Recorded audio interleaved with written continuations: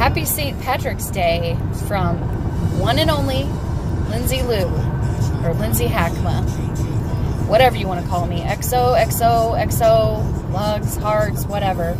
I wanted to get on here real quick today as I am traveling back to my house. My son Chance stayed with his grandma over the weekend, and so John and I have been able to reconnect as a husband and wife. As you know, I've talked about my PTSD and how it's affected me in a negative way, where I've had to fight my own demons. But to be able to reconnect to my husband has just been a complete blessing, and it wouldn't be possible without my family, without my mother-in-law, without my daughter, without my friends and family on Facebook. And I just wanted to come in here on St. Patrick's Day to say, I'm not wearing any green except in my boots. But listen, you don't need to drink or to get completely wasted on St. Patrick's Day just because the tradition is to have green beers, whatever. Being sober is more important than you coming home smashed out of your face, kissing the porcelain doll. Really, I mean, today is Sunday, the day of rest. God made this day to be a day of rest, to reconnect with your family, a time of renewal of your life.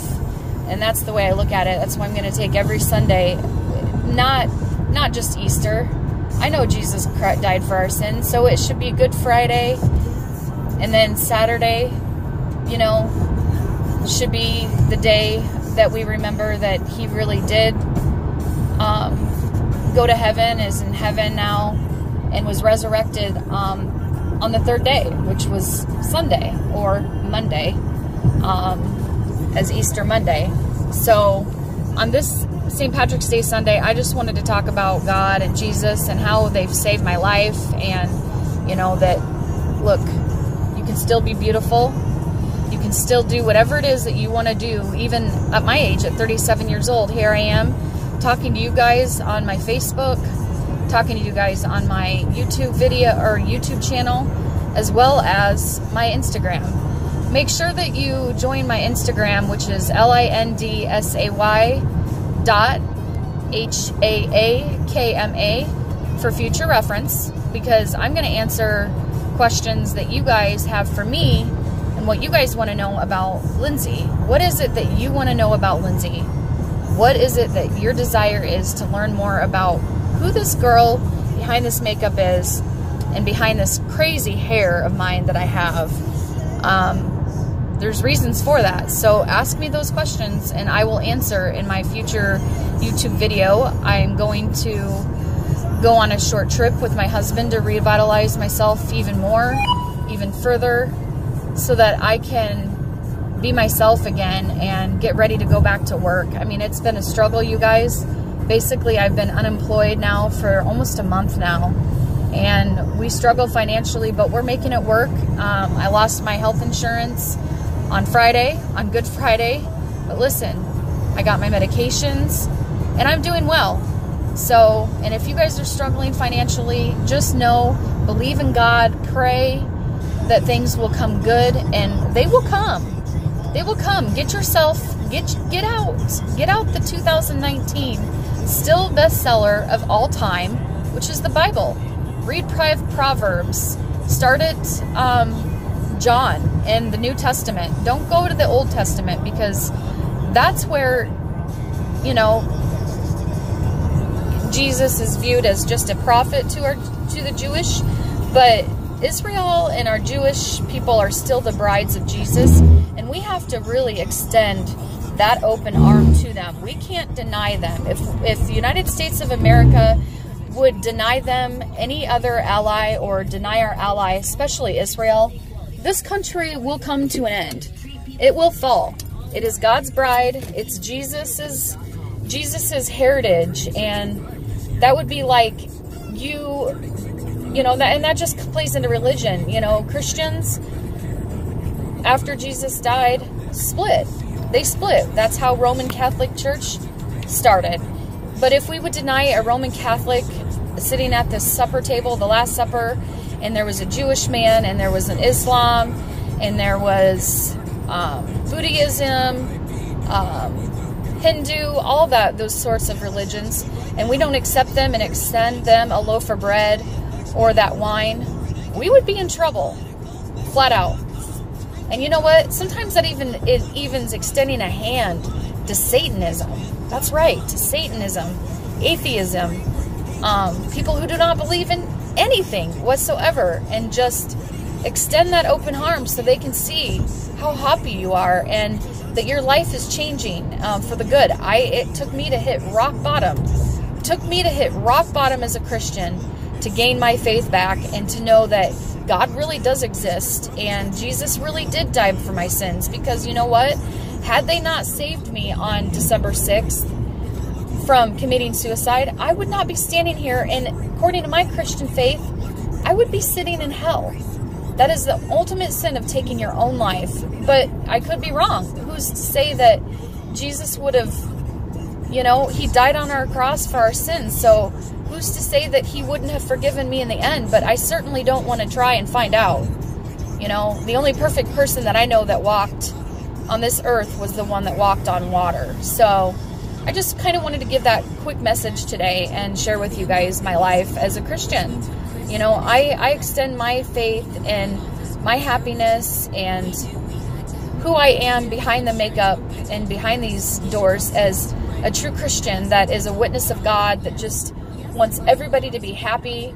You know, our future, our kids are our future. I always tell the young kids, and I did it at McDonald's getting a Shamrock Shake, you guys are our future.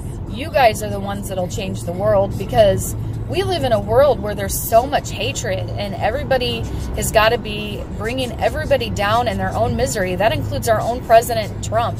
You know, I'm not sitting here trying to get political at all. This is not about, it's not about politics. It's not about religion. It's not about, you know, how you've been in the past. It's who you are now. You can change now. Take that step. Extend. Let go of the past. I have held on to the past thinking, like Jesus, that I could save my mom. That I could honestly save my mom and have a relationship with her, because I so desperately want it, because I have forgiven my perpetrator, which is my adopted father. He sexually molested me, and she's still with him today and has had another child since then. But I have to remember that she's chosen this path. I cannot save her. Neither can God. And, well, the heart of Jesus can, but I can't. There is no way that I can do that. So just remember that. You know, you can't change people.